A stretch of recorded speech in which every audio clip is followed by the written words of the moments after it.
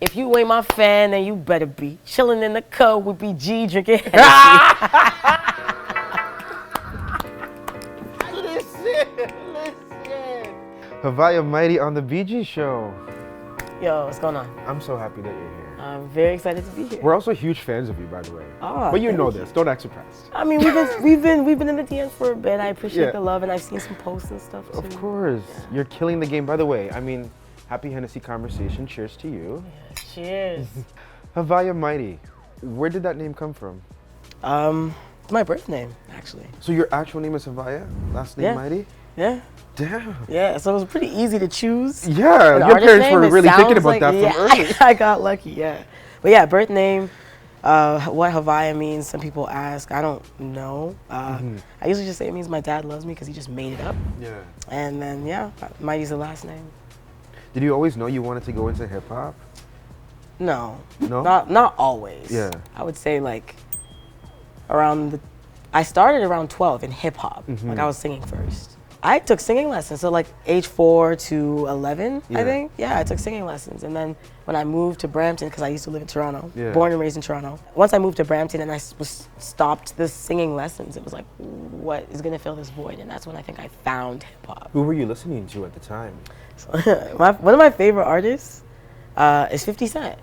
Oh, yeah. So In the Club was like, that was your banger. In the like Get Rich or Die Trying, the entire album, I think the ability to rap along with 50, I was like, okay, I could do this. Yeah. But also, I always say like, his ability to tell stories that were experiences that I definitely did not have was so impactful to me because I felt like I lived it as I was listening, but I've never been shot type thing. So it was one of those things where I learned the ability to convey a story like through his storytelling type. Yeah. He's one of the many artists that did it, but yeah, he was, that era was big for me. And then I listen to a wide variety of artists. Like I feel like I'm like very much like this song at this time. Like I'm very random with my playlists. Yeah. Like Don't Pass Me the Aux.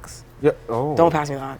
It's not gonna be consistent. Very inconsistent, extremely. Like where are we going? So we're like going rap, country. Like what are we talking Okay, about? so like we might go in EDM, house, hip hop, trap, hip hop, Mozart. Like it's all over the place. Yeah. Like Well, I feel like you kind of ooze that like untraditional factor. I don't know if you've ever been told that before. Like I can't put you in a box. Yeah. I struggle to do it too. Why do people try to put you in a box? No, even if I try to market, like I understand to some degree being a musician, to some degree I am a commodity. But when I try to like understand, I'm like, oh, like doesn't really fit a formula yet. How has that impacted like your career so far? The fact that when people think of like, female rappers, like usually we have like I don't want to say like a stereotype, but there's like a lane that they have all had to travel through. I guess it's a blessing and a curse. Yeah. Like I feel like the things that have always made me different is the reason I actually have the career I have today. So I don't think I'd be an effective linear artist. I think there are many effective artists that kind of work with I guess what is trending right now. Yeah. And that is authentically them. So it works, it's lit. Like, but it just wouldn't work for me if I were to try to conform. You'd pick someone else because you would feel the lack of authenticity, right? I feel like me authentically being that, I don't know, whatever people conceive it to be, unique or different, is the setback. So it's like the thing that makes it more difficult to maybe be mainstream because it's gonna take more education, I guess, to understand it. But at the same time, it's the thing that's opened so many doors because they're just like, what is this? I'm just like trying to understand how to brand what literally is me. Do you know what I mean? Like, so I enjoy it. Well, what is you? How would you describe you right now? I would say growing exponentially, boundary breaking internally. Okay. I feel like there are some things I've done that people say is boundary breaking externally. It hardly feels like that, you know what I mean? But like I appreciate that it is that, but like it doesn't really feel like that because I'm just doing what I've always done. But like internally is where I really feel the boundary breaking. I don't know. It's just expansive. I would say I'm in my I can't say most expansive because I hope it keeps going. But the most thus far expansive part of my life. Do you feel like you're living more in your truth right now? Yeah, definitely. I love that you say that because so many people who even I've spoken to or even mentors say that once you find that moment of authenticity, it's like the blessings just unleash themselves. Like watching you at the Junos, for example, right? You and Cardi, right? In that celebration of 50 years of hip hop. Yes, sir.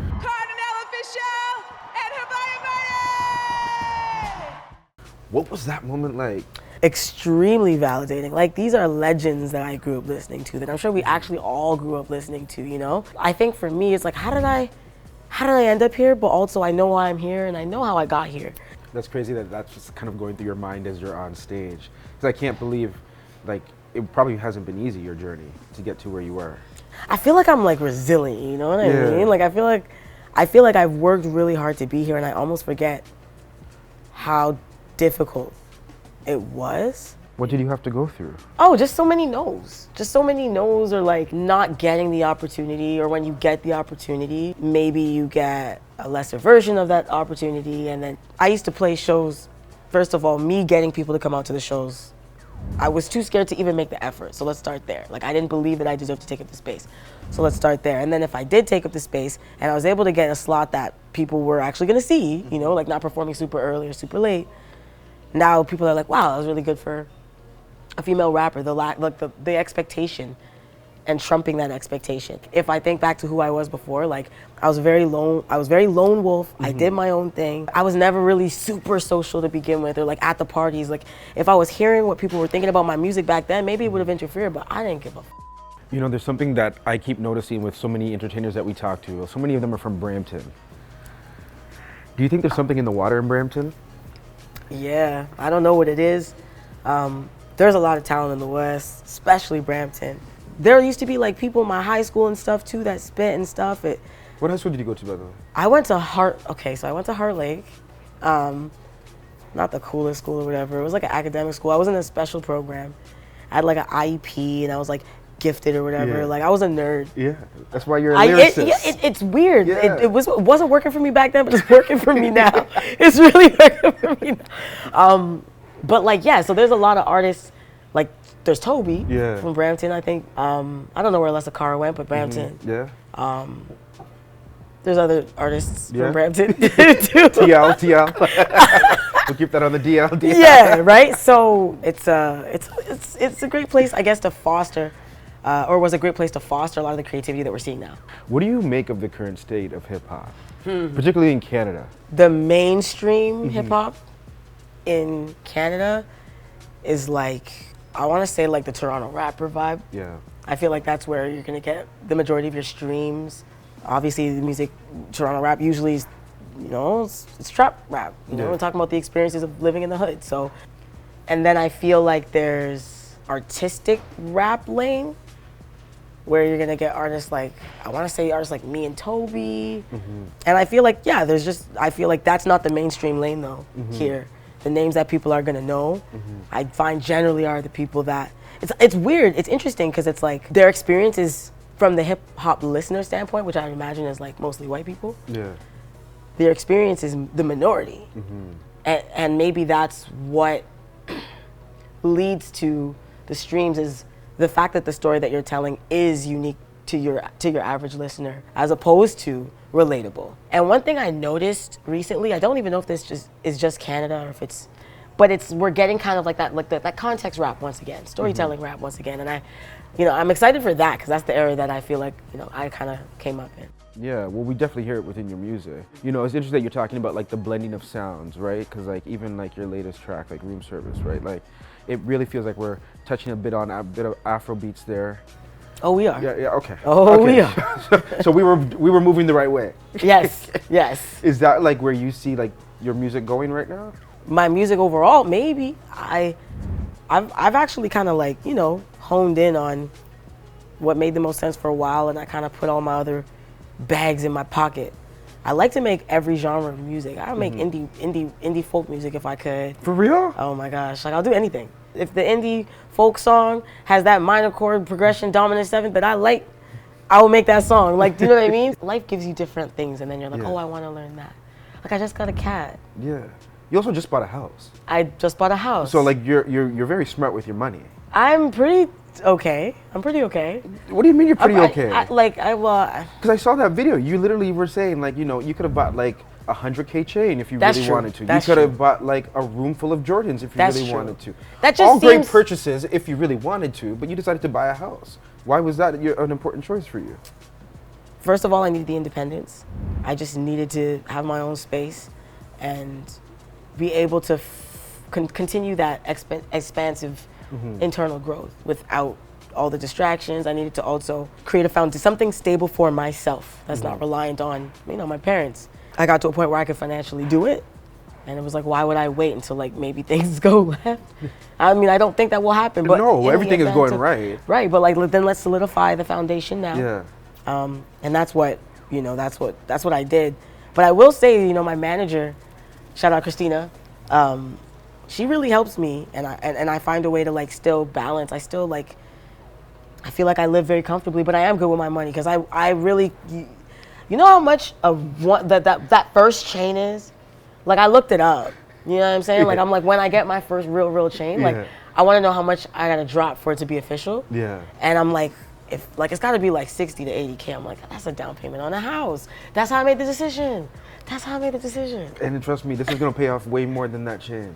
And then by the time I get the chain, like I wanted to feel like I didn't even feel the payment come out. You know what I'm saying? So, and I feel like I still look good every day. You definitely look good. Thank you. I remember when you got nominated last year for the BET Hip Hop Awards. You came out dripping. Oh, with the mesh. The mesh. Yes, sir. You were showing off that. The titties were out. Weren't you you were on like a best dress list? I was. But I think they thought your sister was. It was weird. It was weird. Okay, so me and my what sister. happened with that? Me and my sister look good. Omega Mighty. Shout out Omega Mighty. She's also an artist, incredible artist. She's my sister, and we look alike. Like people sometimes think we're twins. So we were on the red carpet, and like our affectionism is like sister love. Like we're like sisters. I don't know. The writer didn't do their research. If they just did one swipe on my IG, they would see that it was my sister, but they clearly didn't. And like, they're like Haviah Mighty and her. Yeah, like thought it was my partner, my boo or something. It was weird. But we were on best dress. Yeah.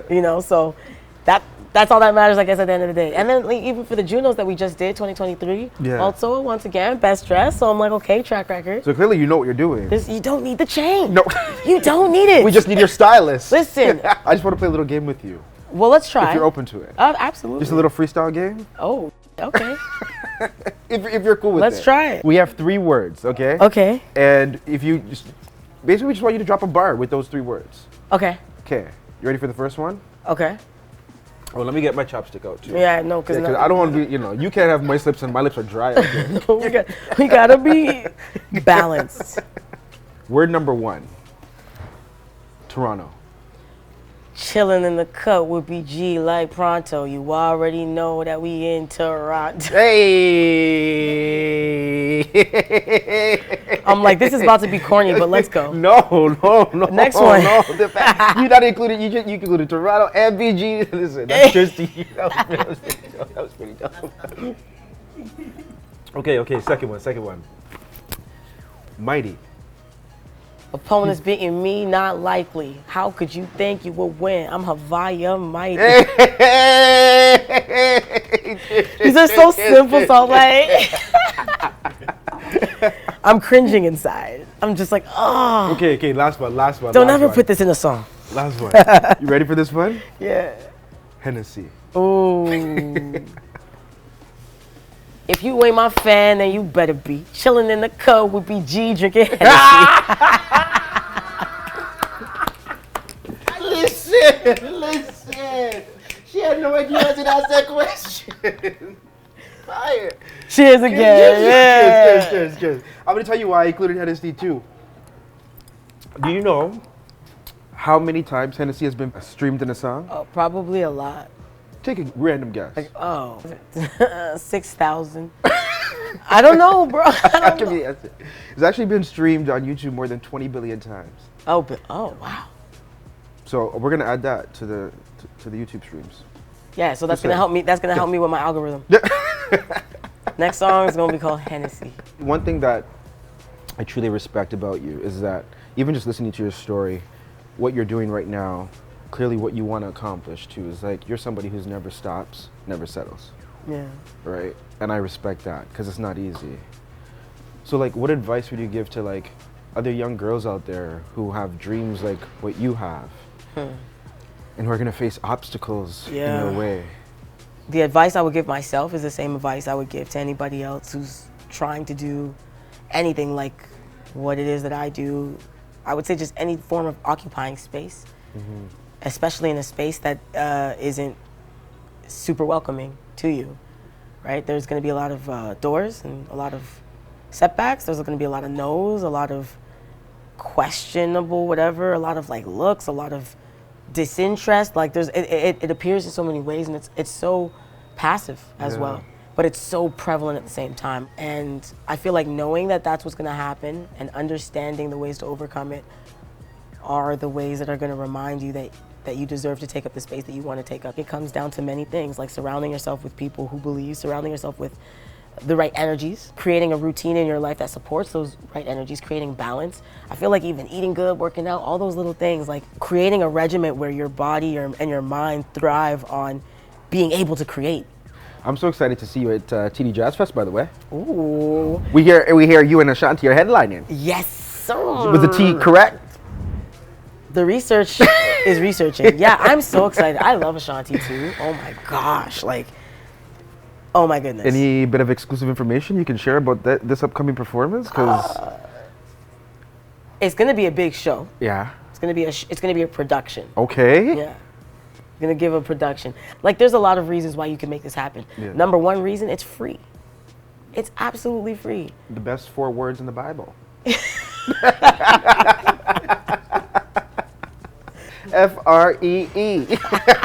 Letters.